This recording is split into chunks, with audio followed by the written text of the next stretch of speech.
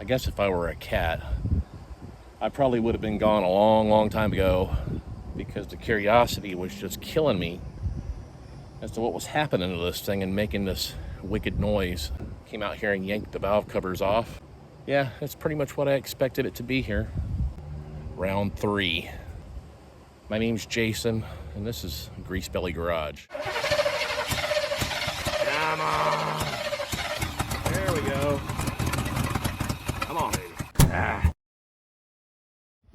Well, here's my point of view this morning. I was actually able to get the valve covers off like in 5 minutes. Probably the easiest set I've ever taken off, and the gaskets aren't even destroyed. You can see I did a really nice job of cleaning all the dirt off the intake before I took them off. And the condition down in there is pretty much as I expected. Kind of sludgy. Not horrible, seen worse. This engine's probably toast long term. But I'm seeing a loose rocker arm in the back with this long bolt. It's pretty much just flopping around back there, doing its own little thing, kind of like my friend the Larrynator does. I'm going to hook the battery back up and spin this thing over, but first I'm going to disconnect the ignition so it doesn't try to fire while I do that. And here's a little better view of what I've been doing to activate this thing. This is my main switch to feed power to my contactor, and then this is my, oh yeah,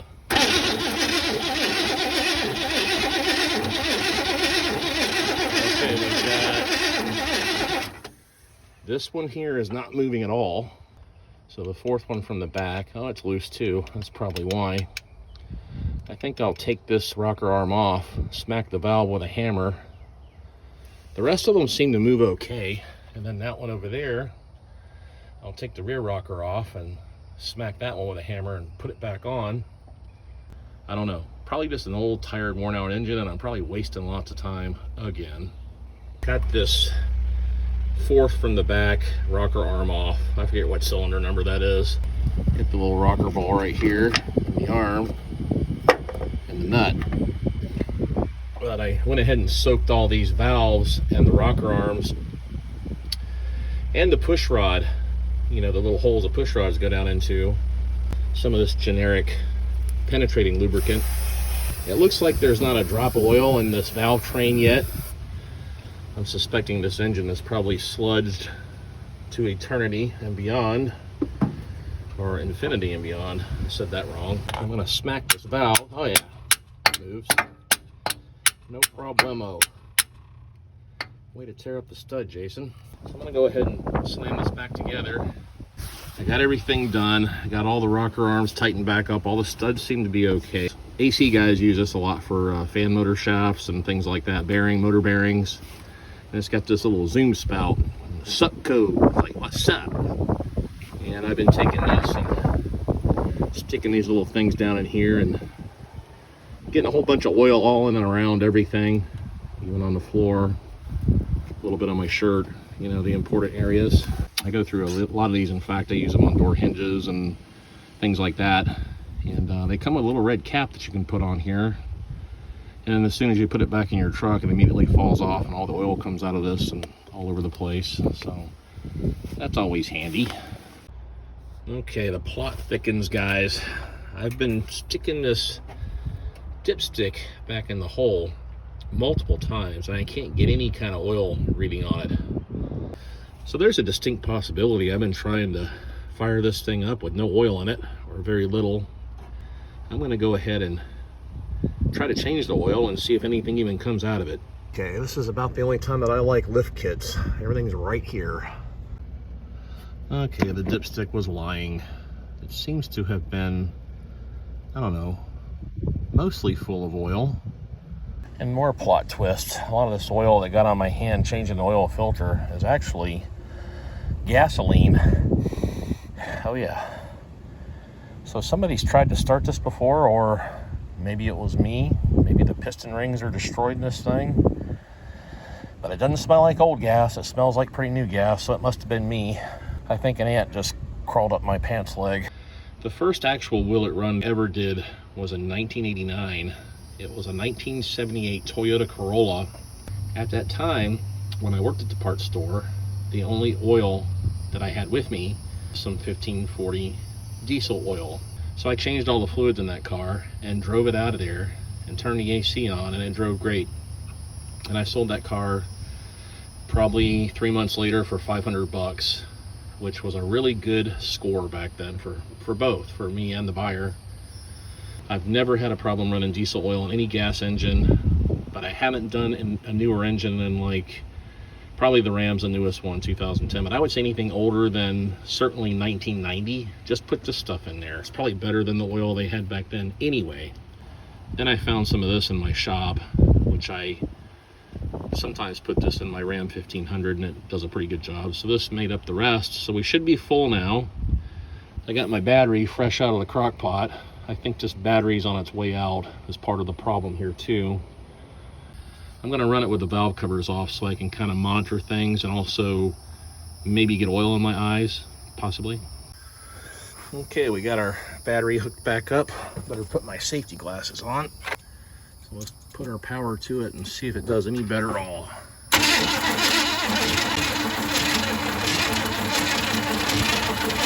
Yeah, I'm pretty sure this engine is totally kaput. We're gonna put some fuel in it anyway and some ignition and just see what happens nonetheless. All right, let's turn the ignition back on.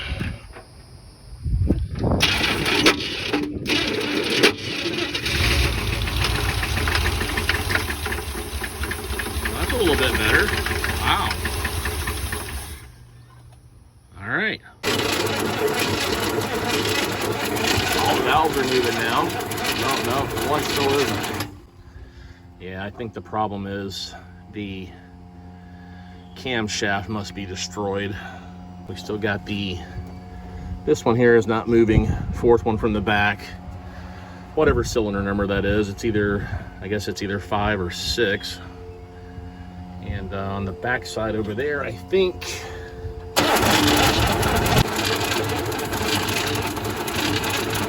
yeah, we've got serious issues here. We've got pretty much a destroyed engine. You know, you got to give me an A for effort, I guess. I guess I'll let this sucker go as a parts truck.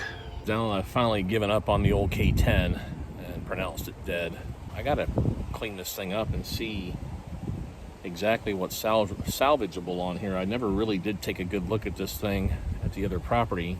There's so much mold and gook and crap all over it, and I haven't even really dug into the cab at all. I don't know exactly how bad the rust might be. I don't even know what the floors look like. I got myself one of these gizmos, whatever this thing's called.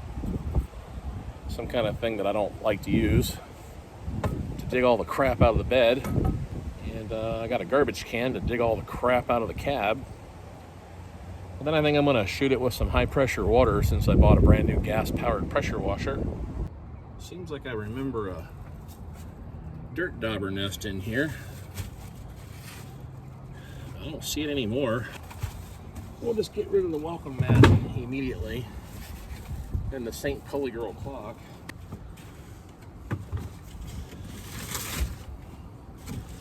What is this? Oh, drum heads. I remember these from the first video.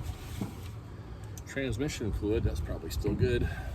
Power steering fluid galore. This is GM authentic power steering fluid. We'll keep that. Got a cup from Piccadilly Cafeteria. Anybody else remember Piccadilly? Okay, these big white zip ties are called panduit straps, and these things come in handy for all kinds of good stuff. You'll definitely see them on my channel. They're actually for air conditioning ductwork, but their uses are unlimited. Here's a set of spark plug wires. They're brand new. We're gonna keep those.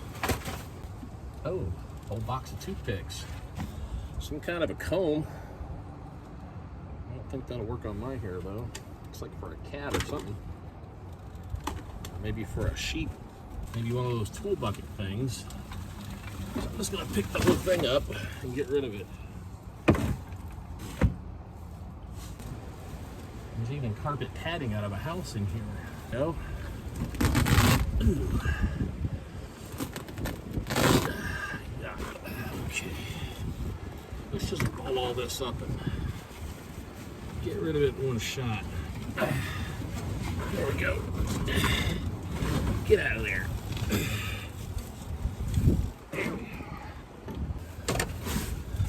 There's no telling how many saddle blanket seat covers I've inhaled over the years.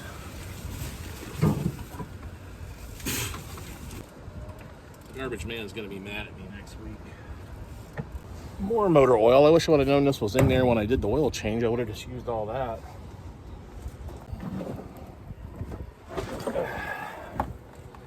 Yuck. Get out of there.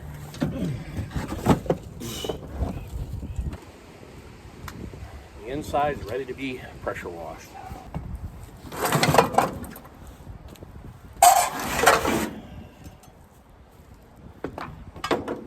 Let's go and drop these off at CrossFit.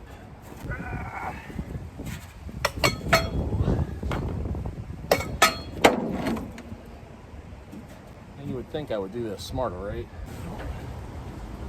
Good grief.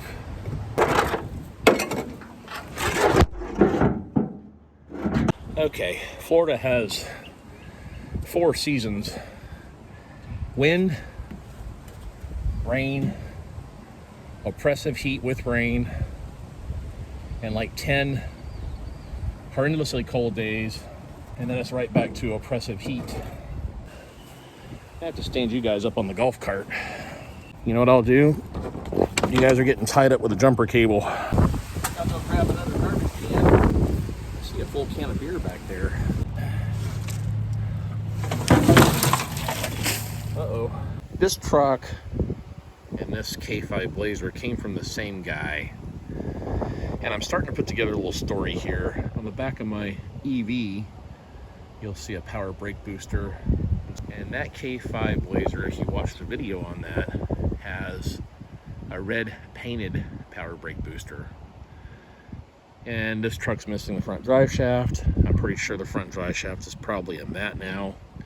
This wheel, which was the original spare for that truck, K5, was on this truck. So I think this truck must have been vandalized, probably mechanically. The guy gave up on it, parked it, found this, and started using this as his own personal junkyard. So I didn't really get the full story on this, but I think somebody knew the engine was bad on this. You're witnessing the birth of a domestic dispute between my wife and myself, because I'm filling up the garbage cans with crap out of this truck. But I know these square bodies are pretty hot. I'm trying to get some assessment of the rust in here, and you know, it really doesn't look all that bad. It's mostly like the outer rockers. I don't see, there's a little right in there. I'm not super familiar with how these trucks rust out. I've always heard the cowl, you know, behind the engine and behind the dash and between the engine and the dash or whatever, gets pretty bad. This seat doesn't even look all that bad. Got a sliding rear window. The visors look good. The steering, I don't know. I guess all the bearings and bushings are shot in this thing. But this is a tilt column. Those are very desirable. Behind the seat's actually not too bad. The door on this side doesn't look all that bad. I mean, you guys up north in Ohio and Minnesota, Wisconsin would probably love this. But I'm going to clean it up tomorrow and see exactly what's left. Well, we're back again for another day. You might notice I've got a little haircut going on, and that's not a fashion statement either. Sometimes when you work on these old rigs, you get all kinds of chemicals on you, and I think I got something in my hair. My wife wasn't too hooked on it either, so I just kind of made a joke of it, of course, and said, maybe he was born with it. Maybe it was gasoline. My new pressure washer came with instructions that I actually kind of read. It says no bleach in the pump. So I put, I think, Lysol bathroom cleaner and Dawn dish soap and household mold remover in there and hope that that doesn't void any kind of warranty on the pressure washer that's probably only going to last a year anyway. Instead of going out and buying a really nice machine for 1,500 bucks, I like to buy 3 or 4 a year at 300 bucks a piece. That keeps the inventory fresh and rotated. It also helps me when I lose all the tips that go on the end of the, you know, the 15 and 10 and all that. I'm also going to use this Foam and Clean air conditioning coil cleaner. Normally I buy this by the gallon and put that through the pump, but I don't want to do that just yet because the thing's only been used for like an hour. So I'm going to hose this thing down here and there in the worst spots with this. This is really potent stuff, guys. Be careful if you use this stuff. You can probably buy this on Amazon. It's for professional use only, as I'm about to demonstrate. Wear safety glasses. It foams a lot, and it's like a really strong oven cleaner. That's what it reminds me of. I'm kind of immune to it now, but it doesn't burn my cuts anymore, and I'm not sure if that's a good thing or central nervous system damage of some kind. I don't really know.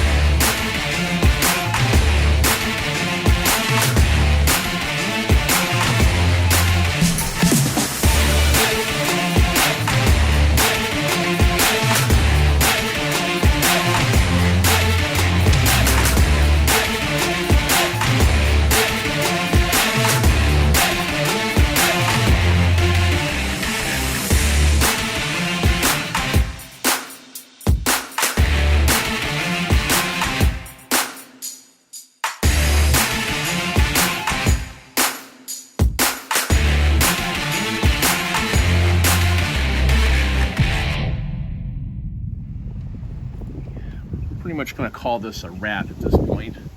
The bed looks a lot better. The bed floor has rotted in, of course, but this one rotted underneath that rug that was in here fairly bad. Not horribly, but the bed sides are pretty solid still. A lot of this chrome and all that mold came off the cream color there. Window glass looks good.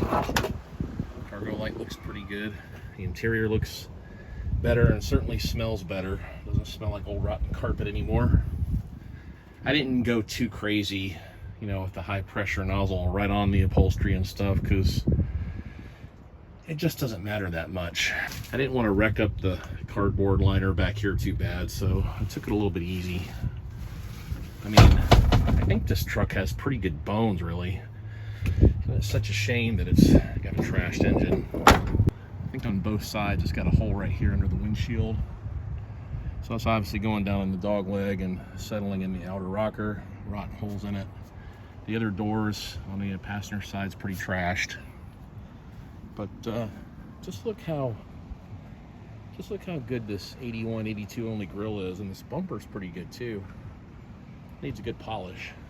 Somebody needs to get this thing off my hands and turn it into something, because I'm never going to do that. I just don't have time for that stuff. So some of you guys might be thinking, why did I go through all this trouble for this truck? And the answer is, like I covered in the last video, I'm going to take whatever parts and pieces I need off of this and put it on the K5 Blazer, which I'm getting ready to start on pretty soon. And that's a much better foundation to work with. So I was really hoping in the end to find out if the four-wheel drive worked on this, if the transmission shifted okay. I don't know if the transmission's any good in that one. It's a 700 R4. I was kind of thinking about maybe just transplanting the 350 into that. But I don't think that's going to work because I don't know the condition of this transmission.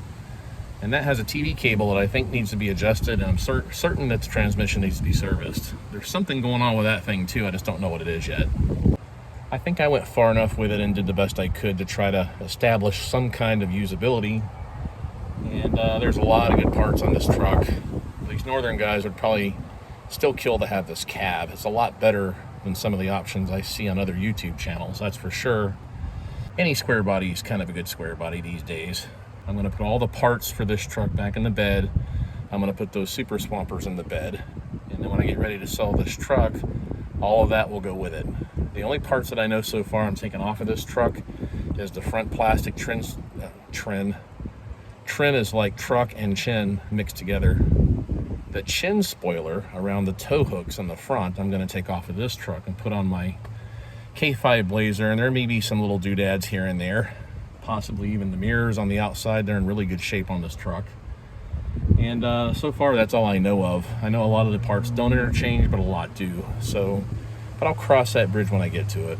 In the meantime, if you like this video at all, even if you don't like it, just go ahead and give me a thumbs up. Be a nice guy. The world could use a little more humanity these days. And make sure you take that notification bell to Pound Town so you'll know when I upload another video. Are we in a hurricane or what? It's been like this for days now. I don't even watch the weather anymore, so I don't know what's going on. I really appreciate you guys watching, and I will catch you guys on the flip side. See you next time. All right. Tune in again. Thanks for watching. Yep.